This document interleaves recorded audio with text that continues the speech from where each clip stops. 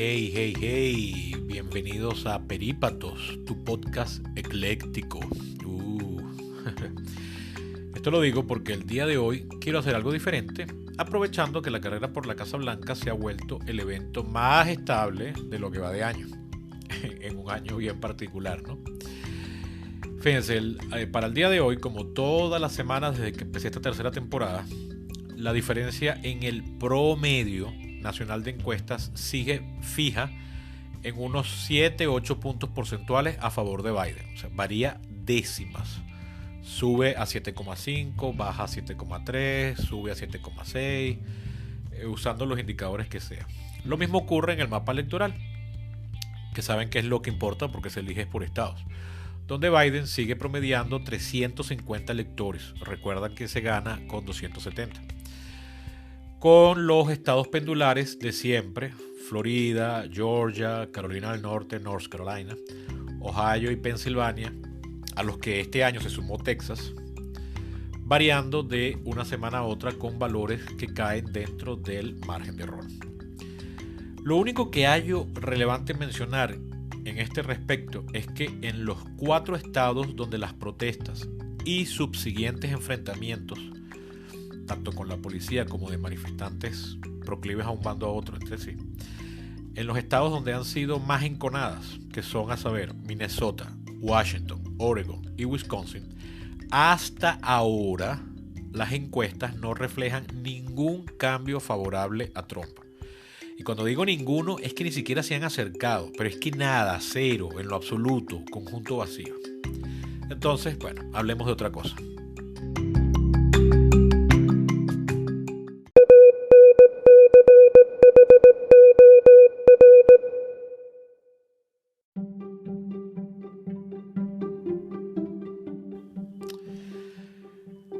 Quiero aprovechar entonces este respiro para hacer un capítulo diferente, buscando en él responder a las solicitudes de esos escuchas que no se interesan por la política o los Estados Unidos y que echan de menos la temporada anterior, donde casi todo lo que hice fueron reseñas de películas.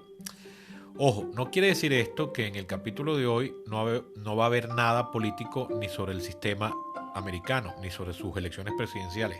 No. Simplemente quiero valerme de la oportunidad para elaborar algo que hasta la fecha solo había mencionado de pasada, muy rápido en cada capítulo, lo cual me dejaba siempre con las ganas de contarles más.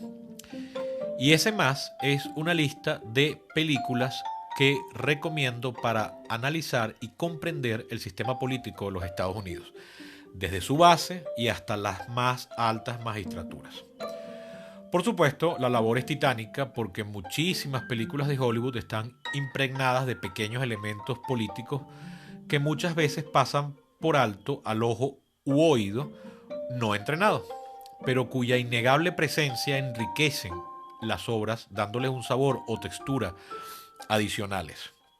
Algo que me encanta, por supuesto, ¿no? Entonces este capítulo va a estar a medio camino entre lo politológico y lo cinematográfico. Eso que yo les decía antes es el caso de algunas de las películas más populares de lo que va de siglo, que son las de superhéroes, como las 3 películas sobre Batman que hiciera Christopher Nolan entre 2005 y 2012, donde, especialmente en la segunda, considerada la mejor, por cierto, de pasada oímos, por ejemplo, a Bruce Wayne hablar del recientemente electo fiscal de distrito, o a este último, al fiscal, recibir quejas del comisario Gordon por haberle investigado a sus policías, algo que hizo siguiendo el balance de poderes. Y después al mismo Gordon advirtiéndole al alcalde que llegó la hora de pedirle al gobernador que mande a la Guardia Nacional. Y así a todo lo largo. Pero mejores aún son los elementos políticos en las películas de Star Wars. Pero en las 6 de su creador original, George Lucas, cuya formación inicial fue en antropología y es un asiduo lector de historia universal. En dichas 6 películas, pero sobre todo en las precuelas que van de 1999 a 2005, los personajes hablan constantemente de muchas instituciones públicas o, más genial aún, sobre las repercusiones políticas de sus acciones. De hecho, les agrego que algunos de los mejores diálogos políticos que he visto en película de fantasía alguna y de casi cualquier otro género están en los episodios 2 y 3, Attack of the Clones de 2002 y Revenge of the Sith de 2005. Pero, aunque como cabría esperar, Lucas y Nolan tomaron la inspiración para sus guiones de la experiencia política que más conocen, la cual es naturalmente la americana. Por ejemplo, en episodio 2, la República Galáctica se divide y entra en guerra civil cuando unos sistemas estelares se separan para constituir una confederación, algo evidentemente copiado de los Estados Confederados de América. Al final, todo eso solo le da mayor densidad, pero no sirve para aprender nada concreto. Son, digamos, trivias que solo captan los más nerds. Por lo menos, por ejemplo, yo, ¿no? Sin embargo, hay otro lote de películas cuyas tramas giran, es así, en torno a eventos meramente políticos, muchas veces históricos, y cuando no, son tan reales y plausibles que nadie puede acusarlas de falsas o imposibles. Sobre esas películas hablaré hoy, ordenándolas por temas, como hacen en Cinefix, que es uno de mis canales de YouTube favoritos.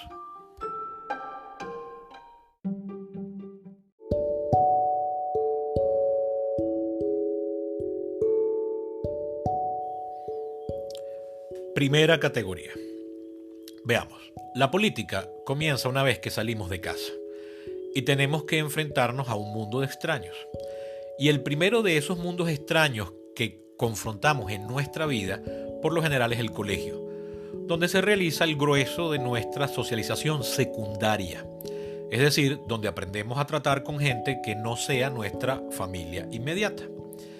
En los Estados Unidos, ese medio de socialización, que es el colegio, cubre las primeras nociones de política práctica, algo que se ve fenomenalmente en una película llamada Election, de Alexander Payne, en 1999, que trata sobre una elección para el gobierno estudiantil en un liceo público de Nebraska, pero contado desde el punto de vista del profesor de cívica encargado de organizarlas.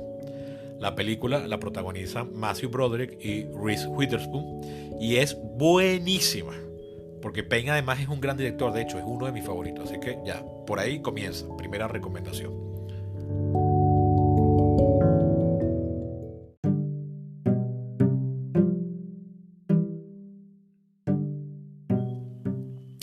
Siguiente bloque, bloque número 2. A ver, la política existe para defender derechos y libertades, lo cual demanda bastantes cantidades de activismo de base por grupos altamente organizados que se fijan objetivos claros. Si no, no se llega a nada. Las películas que más suelen mostrar este tipo de movimientos son las de grupos minoritarios y o de marginados políticos, que además estas películas siempre están basadas en casos reales. Entre los ejemplos hallamos dos películas de HBO que son virtualmente idénticas: Iron Joe Angels, de Katja von Garnier, de 2004, sobre las sufragistas que conquistaron la enmienda para garantizar el voto femenino a comienzos del siglo XX, y The Normal Heart, de Ryan Murphy, 2014, 10 años después. Esta es sobre los grupos gays que prendieron las alarmas en New York City cuando la epidemia del SIDA en los años 80. Estas dos películas son idénticas, de verdad idénticas, pero son buenas y son casos de la vida real, todos los personajes son reales. Bien, también tenemos la oscarizada Selma, de Ava DuVernay, de 2014, sobre el derecho de voto para los negros. Pero en este apartado, el de la conquista de los derechos, para mí, y la organización de base, para mí la mejor dramatización de lo que implica y puede lograr una organización política organizada desde la base, lo que los gringos llaman grassroots, es Milk, de Gus Van Sant, de 2008, protagonizada por Sean Penn en una memorable actuación que le valió su segundo Oscar. Esta película cuenta la historia de Harvey Milk, líder del movimiento gay de San Francisco, que como todos sabemos es una ciudad pionera en cuanto a movimiento gay, durante los años 70. Milk pasó de ser el dueño de un bar a ser el primer político abiertamente gay y ser electo para un cargo público en todo el país. Bueno, esta es su historia y ahí se ve cómo se organizaron.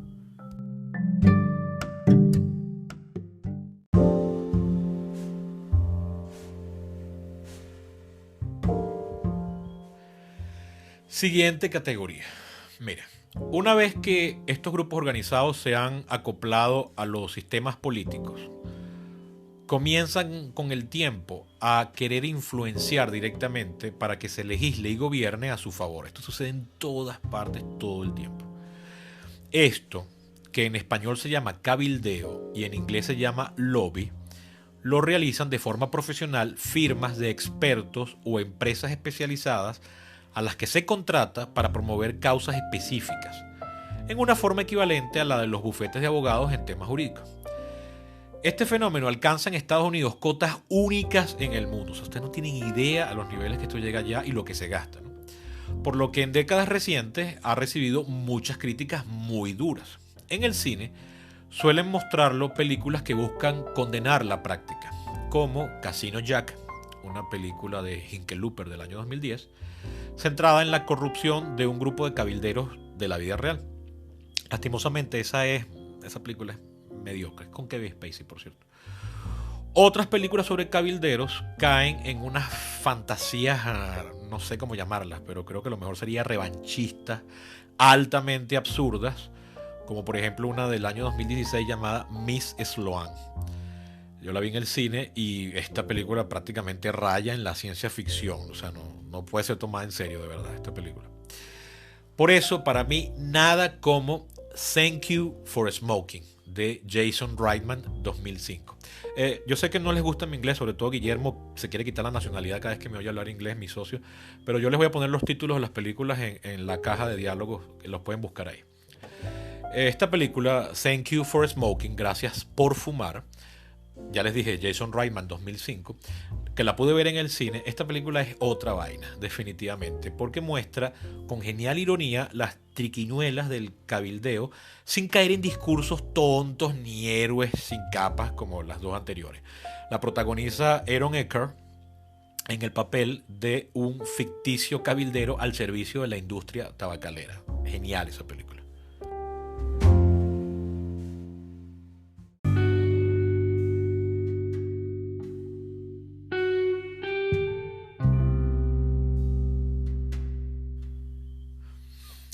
Las películas de las categorías anteriores muestran que muchas veces las organizaciones de base, cuando uno las ve, siempre hay una escena en la que estas organizaciones o, por otro lado, los grupos de presión tienen necesidad de participar o influir en campañas electorales. O sea, tienen que salir a buscar votos, ¿no? Y es que la política es también, como todo lo que dije arriba, también es, entre otras cosas, el arte de convencer a las masas sobre la conveniencia o la no conveniencia de causas específicas, o cuando menos de la conveniencia o no conveniencia de las personas que apoyan dichas causas. Películas sobre campañas electorales abundan, pero las mejores parecen monopolizarlas el canal HBO, que posee joyas como The Frontrunner, también de Jason Reitman de 2018, que es sobre la breve carrera de una promesa demócrata que en 1988 amalgamaba las esperanzas de su partido, o Game Change de Jay Roach del año 2012, que narra las desventuras del comando de campaña de John McCain en 2008, comando liderado por Steve Schmidt, del quien he hablado aquí, cuando sudaron sangre luego de ocurrírseles escoger a Sarah Palin como compañera de fórmula. Pero en este renglón específico, mi indiscutible favorita es Recount, también de Jay Roach, del año 2008, que se ambienta en aquellos confusos 30 y pico de días que duró el reconteo de los votos de Florida en las presidenciales del año 2000, mostrando a los dos comandos de campaña y sus estrategias para tratar de ganar la contienda por todos los medios lícitos posibles. Esta película cuenta además con el plus de estar integrada por un ensemble cast de estrellas que van desde Kevin Spacey hasta Laura Dern, pasando por John Hurt y Tom Wilkinson. Créeme, es un 10 de 10.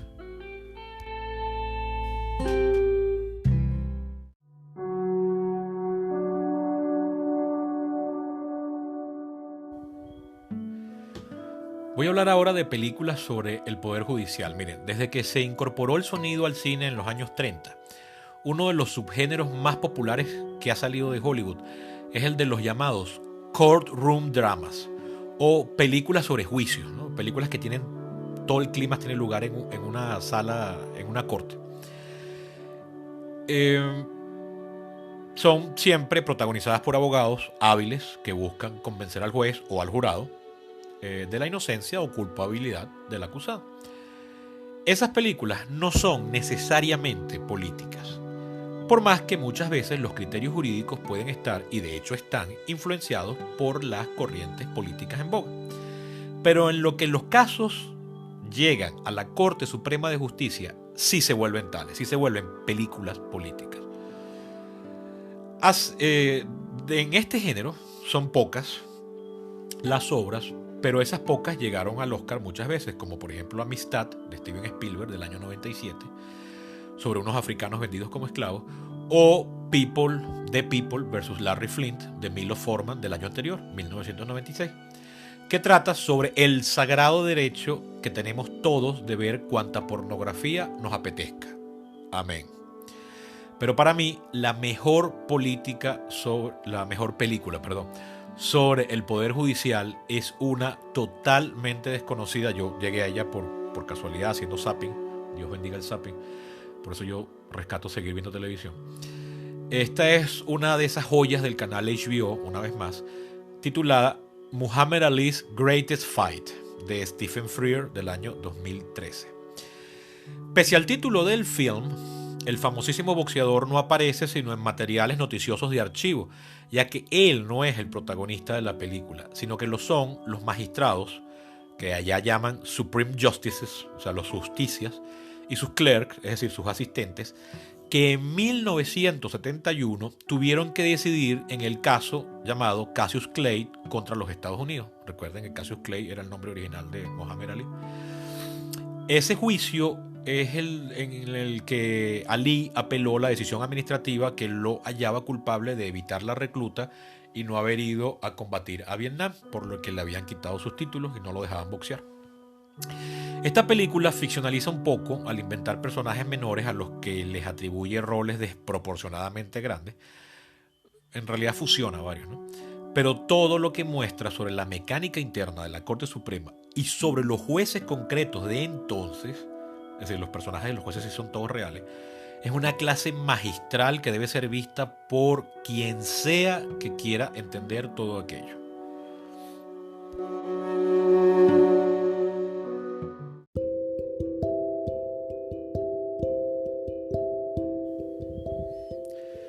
En esta sección paso al otro poder.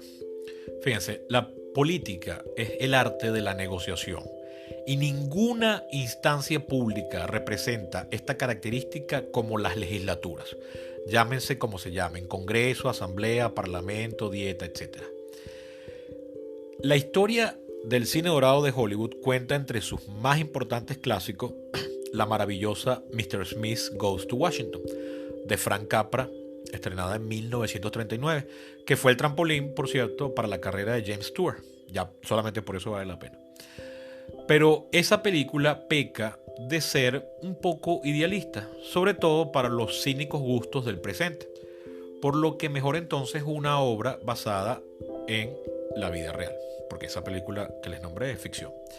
Así tenemos otras dos también de HBO, como Too Big to Fail, de Curtis Hanson, del año 2011, que trata sobre cómo se negoció el rescate de los bancos durante la crisis de 2008, y también Confirmation, de Rick Famuyiwa, del año 2016, que narra la tormenta que vivió el Senado en 1991. Yo me acuerdo que yo estaba casualmente en Estados Unidos cuando pasó esto, tenía 12 años, cuando el Senado tuvo que confirmar la nominación de Clarence Thomas para el cargo de Justicia Suprema, o sea, para ser uno de los miembros de la Corte Suprema de Justicia. Una tormenta en la que Joe Biden, por cierto, que entonces era senador, fue parte de su centro. Así que tiene vigencia verla hoy. Sin embargo, para mí, la mejor película sobre el Congreso en su calidad de poder legislativo es Charlie Wilson's War, la guerra de Charlie Wilson, dirigida por Mike Nichols en el año 2007, protagonizada por Tom Hanks y Julia Roberts, y que narra la historia del homónimo representante demócrata por el estado de Texas, Charlie Wilson, que fue clave en armar a los muyahidines afganos durante la guerra de su país contra la Unión Soviética en los años 80. Charlie Wilson era un maestro de esa seducción que usualmente asociamos con los políticos de profesión. Véanla porque además de entender el Congreso, aprenderán de dónde salieron los talibán, sin desperdicio.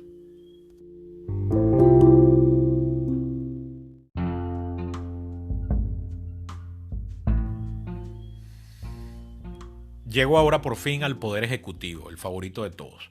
En Estados Unidos, el Poder Ejecutivo lo encabeza un cargo llamado presidente de los Estados Unidos. Es el más conocido por propios y extraños porque es el que más atención mediática se lleva, amén de ser el poder que concentra mayor número de prerrogativas por dirigir a la administración pública y comandar a las Fuerzas Armadas. La administración pública en el mundo moderno es atrofiadamente grande, entonces por supuesto ese poder se desproporcionó en todo el planeta, ¿no? Y en Estados Unidos no es excepción.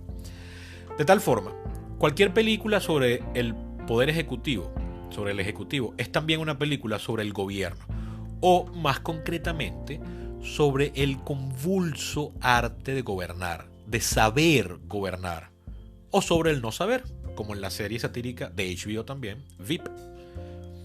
Es por eso que aquí me extenderé un poquito. Espero que no les moleste.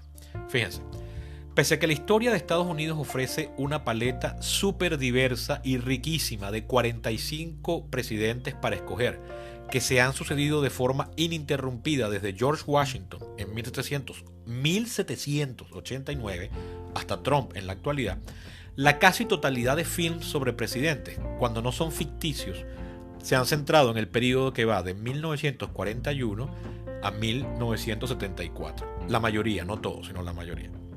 Con una particular preferencia por tres administraciones específicas, que son las que van de 1961 a 1974, es decir, las de John Kennedy, Lyndon Johnson y Richard Nixon, con estos últimos dos llevándose el mayor tiempo en pantalla.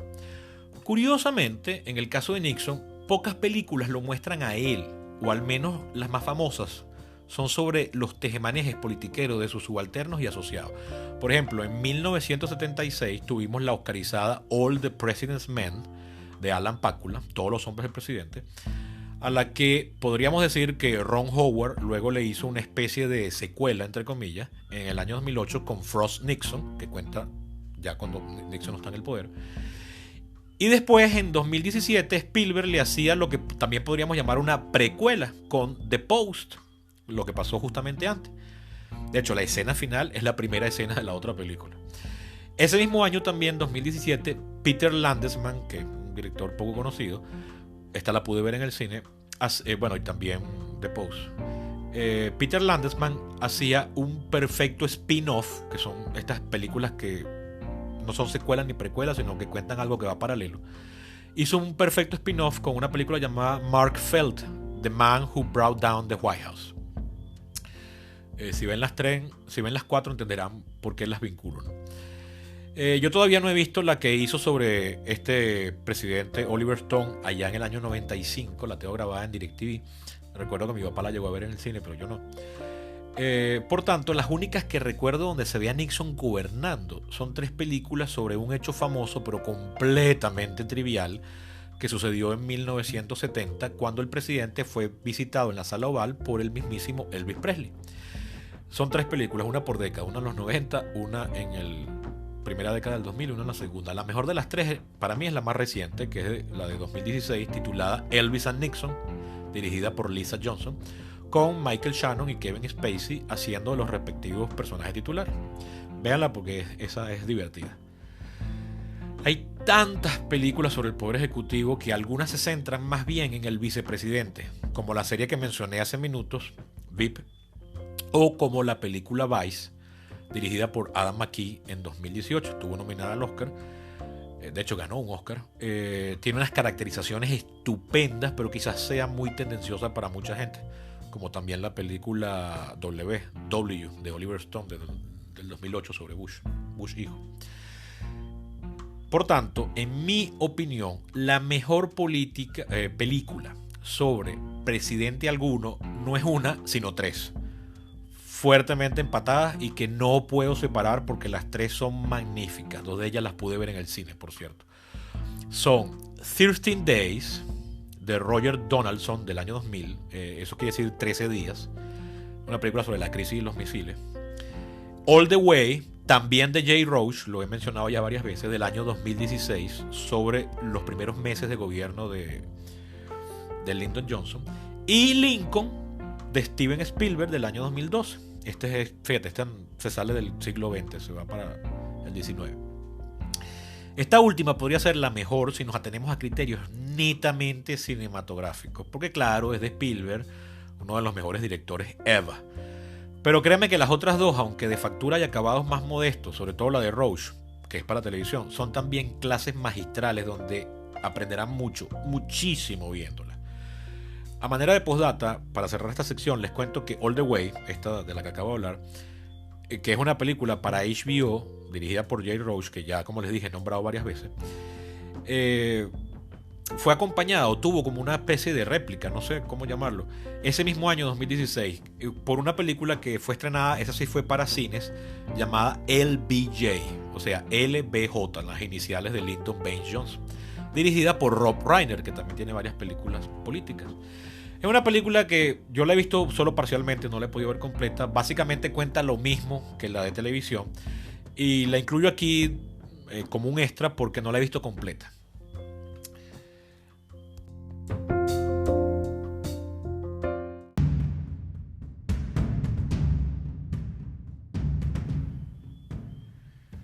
Para finalizar, quiero hablar ahora de películas sobre política pura y dura.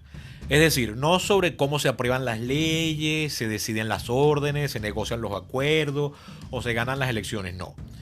El cierre se lo estoy dedicando a esas películas que muestran cómo los políticos, o para los efectos cualquier persona en posición de poder, cómo se tratan entre sí, al margen de sus objetivos o a pesar de ellos. Es decir, películas sobre rivalidades entre personas que se valen de todas las herramientas institucionales para joder al contrario. No de forma existencial, pero sí de forma efectiva.